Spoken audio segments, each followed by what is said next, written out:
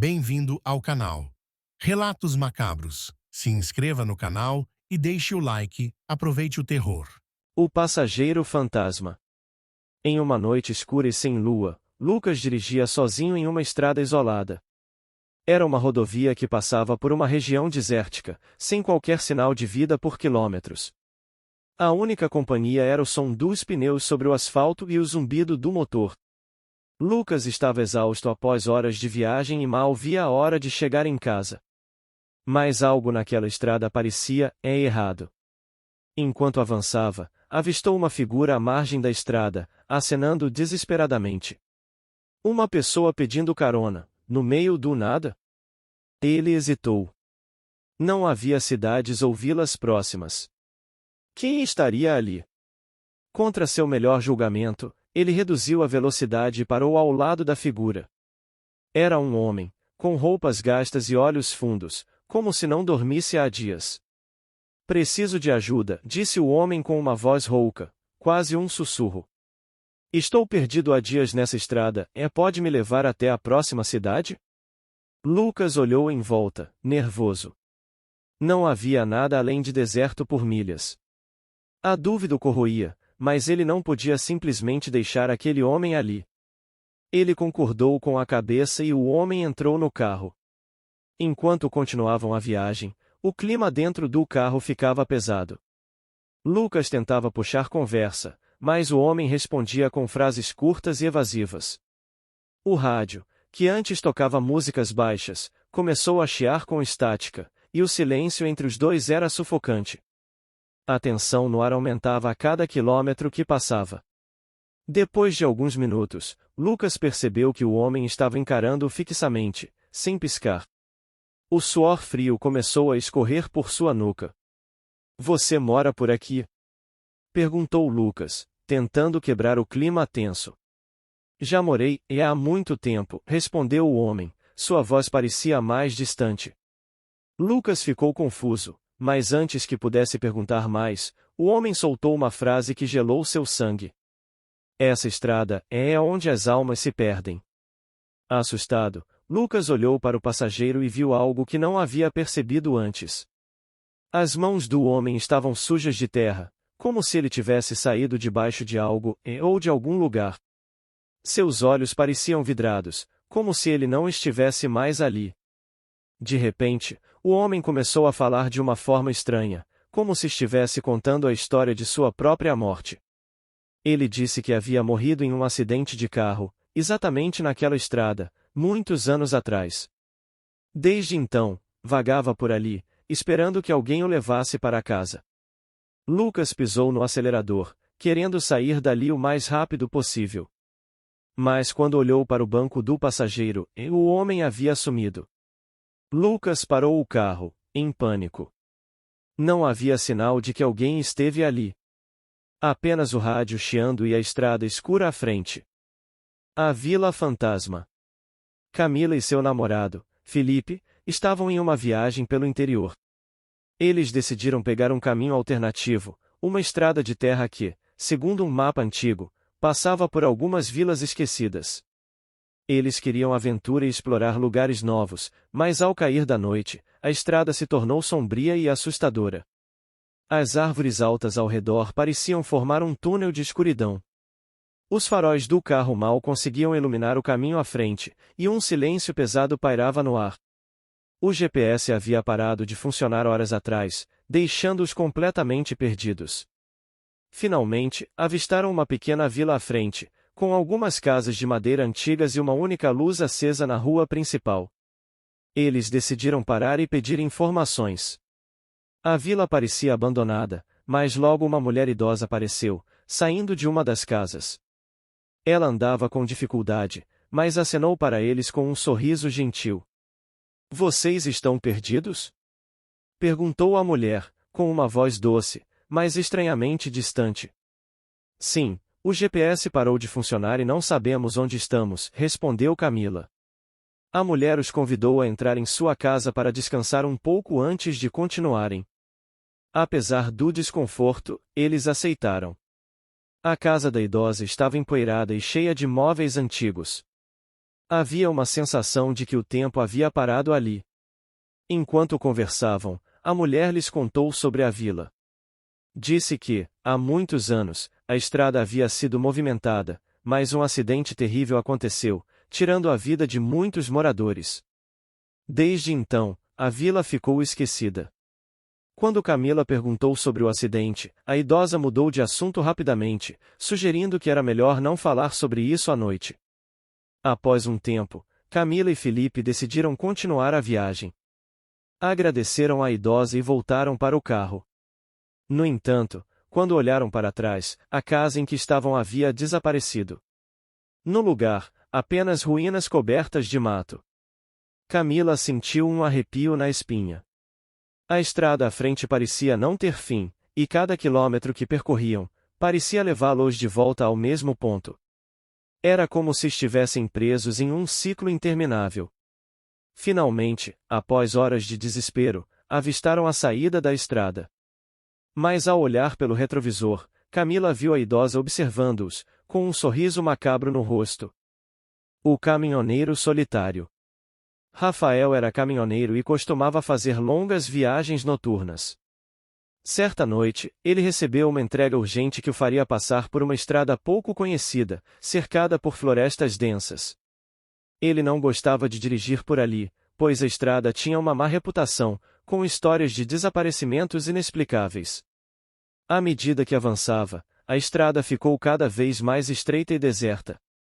Não havia nenhum outro veículo por perto, apenas as árvores densas que pareciam se aproximar cada vez mais do caminhão. O rádio, que antes tocava música, começou a emitir apenas estática. De repente, Rafael viu algo à frente. Um carro estava parado no meio da estrada, com as luzes piscando. Ele desacelerou e viu uma figura saindo do veículo. Um homem, visivelmente perturbado, gesticulava para ele parar. Rafael parou o caminhão e abriu a janela. Por favor, preciso de ajuda. Minha esposa desapareceu. Gritou o homem, desesperado. Rafael desceu do caminhão e tentou acalmar o homem, que continuava a balbuciar sobre algo ter levado sua esposa para a floresta. Olhando para o carro, Rafael percebeu que havia algo errado. As portas estavam abertas e havia marcas de arranhões profundas nas laterais do veículo, como se algo muito forte o tivesse atingido. O homem insistiu para que Rafael o ajudasse a procurar sua esposa. Eles entraram na floresta, e conforme se aprofundavam, o ar ficava mais denso e gelado. Rafael sentiu uma presença estranha ao redor, como se estivessem sendo observados. O homem parecia cada vez mais agitado, repetindo que algo havia puxado sua esposa para dentro das árvores. De repente, o homem parou e apontou para algo no chão e marcas de pés descalços, indo mais fundo na floresta. As pegadas eram frescas, mas desapareciam abruptamente. Foi então que Rafael ouviu um som fraco, como um sussurro vindo de todos os lados. O homem começou a correr em direção ao som, gritando o nome de sua esposa, mas desapareceu na escuridão da floresta. Rafael tentou segui-lo, mas perdeu o homem de vista. Com o coração disparado, ele voltou ao caminhão, ligou o motor e fugiu o mais rápido possível da estrada. Nunca mais viu o homem, e nem o carro. O caminho sem retorno. Joana e Tiago, um jovem casal apaixonado por aventuras, decidiram fazer uma viagem para explorar uma região pouco conhecida de seu estado. Durante a viagem, ouviram falar de uma estrada antiga que levava a uma cidade fantasma. Intrigados pela ideia, resolveram desviar do trajeto original e seguir por essa rota. A estrada, cercada por uma densa vegetação, parecia interminável. O tempo passava, mas não encontravam nenhum sinal da cidade fantasma que haviam mencionado. O GPS também não ajudava, pois o sinal estava perdido. Ao cair da noite, o ambiente ficou ainda mais sinistro. As árvores se aglomeravam, bloqueando a pouca luz da lua e das estrelas. Conforme avançavam, Joana começou a notar algo estranho. No horizonte, além da neblina que surgia na estrada, figuras escuras pareciam surgir brevemente, apenas para desaparecer logo depois. Tiago insistia que era apenas sua imaginação pregando peças, mas a sensação de serem observados era palpável. A estrada estreita tornou-se cada vez mais perigosa. O carro passou por um buraco e o motor começou a falhar. Tiago estacionou para verificar o problema, mas enquanto mexia no motor, ele ouviu Joana gritar de dentro do carro. "O que foi?" perguntou ele, correndo para ver o que havia acontecido. "Tem alguém, ou algo, lá fora?" Joana respondeu, tremendo. Tiago olhou para a escuridão ao redor, mas não viu nada. No entanto, a sensação de perigo iminente se intensificava. Eles decidiram continuar a viagem a pé, acreditando que a cidade não estava longe. Mas à medida que andavam, as figuras sombrias ficaram mais nítidas, surgindo e desaparecendo entre as árvores. Eles tentaram acelerar o passo, mas parecia que quanto mais corriam, mais distantes estavam do destino. Finalmente, avistaram algo à frente, um portal de pedra que parecia marcar a entrada para um lugar antigo. Eles passaram pelo portal e perceberam que, do outro lado, tudo era diferente. O silêncio absoluto foi quebrado por sussurros que vinham de todas as direções. Eles se viram cercados por sombras que, aos poucos, começaram a ganhar forma. Joana e Tiago tentaram voltar, mas o portal havia desaparecido. Eles agora estavam presos em um lugar onde o tempo não existia, rodeados pelas almas daqueles que, como eles, ousaram seguir pela estrada sem retorno. O motorista desaparecido. Marcelo era um caminhoneiro experiente. Tinha percorrido muitas estradas ao longo dos anos, mas havia uma em especial que ele sempre evitava, e a rodovia 666. Diziam que, à noite, motoristas desapareciam sem deixar vestígios. Muitos achavam que eram apenas lendas urbanas, mas Marcelo tinha ouvido histórias o suficiente para saber que algo naquela estrada não era normal. Certa noite, pressionado por uma entrega urgente, ele decidiu pegar a rodovia 666. "Não acredito nessas bobagens", pensou, ligando o motor de seu caminhão. No início, tudo parecia normal. A estrada era vazia e silenciosa, mas conforme avançava, Marcelo começou a notar algo estranho. O rádio do caminhão, que até então tocava música suavemente, começou a emitir estática. De repente, o farol iluminou uma figura à beira da estrada. Era uma mulher, vestida com roupas antigas, acenando desesperadamente. Marcelo hesitou, lembrando-se das histórias sobre aparições na rodovia. Mesmo assim, decidiu parar. A mulher parecia aflita e pedia ajuda. "Meu carro quebrou. Pode me levar até a próxima cidade?" Ela implorou. Marcelo a deixou entrar no caminhão e continuou a viagem. No entanto, o ar dentro da cabine parecia cada vez mais pesado. A mulher ficou em silêncio durante todo o trajeto, apenas encarando a estrada à frente com um olhar vazio. Após alguns minutos, o rádio chiou novamente uma voz sombria ecoou pelos alto-falantes, que ela não pertence a este mundo. Marcelo gelou e olhou para o banco do passageiro. A mulher não estava mais lá. Assustado, ele parou o caminhão e desceu, mas não havia sinal dela em lugar algum. A estrada deserta agora parecia mais ameaçadora do que nunca. Marcelo voltou ao volante, acelerando para sair dali o mais rápido possível. Mas quando olhou pelo retrovisor, viu a mulher de pé, parada no meio da estrada, observando-o com um sorriso macabro. A partir daquela noite, ele nunca mais se atreveu a voltar à rodovia 666. O caminho das lembranças perdidas. Felipe sempre adorou dirigir por estradas rurais tranquilas, mas havia uma rota em especial que ele nunca tinha coragem de explorar. Os locais chamavam de a caminho das lembranças perdidas. Segundo as histórias, quem dirigisse por essa estrada durante a noite começava a perder memórias. Ninguém sabia exatamente o que acontecia, mas muitas pessoas que entravam ali não eram as mesmas ao sair. Certo dia, movido pela curiosidade e pela descrença, Felipe decidiu enfrentar seus medos e seguir pelo caminho das lembranças perdidas. Ele acreditava que as histórias não passavam de lendas, e ele estava determinado a desmenti-las. Entrou na estrada pouco iluminada ao anoitecer, e no início, tudo parecia normal. Mas conforme avançava, Felipe começou a sentir algo estranho. Pequenas memórias de sua vida cotidiana começaram a desaparecer. Ele não conseguia se lembrar de onde havia deixado sua carteira ou o que tinha comido no café da manhã. Conforme dirigia mais fundo na estrada, ele começou a esquecer detalhes mais importantes, como o nome de sua irmã e onde morava. Em pânico, Felipe tentou parar o carro e voltar, mas percebeu que não sabia mais como dirigir.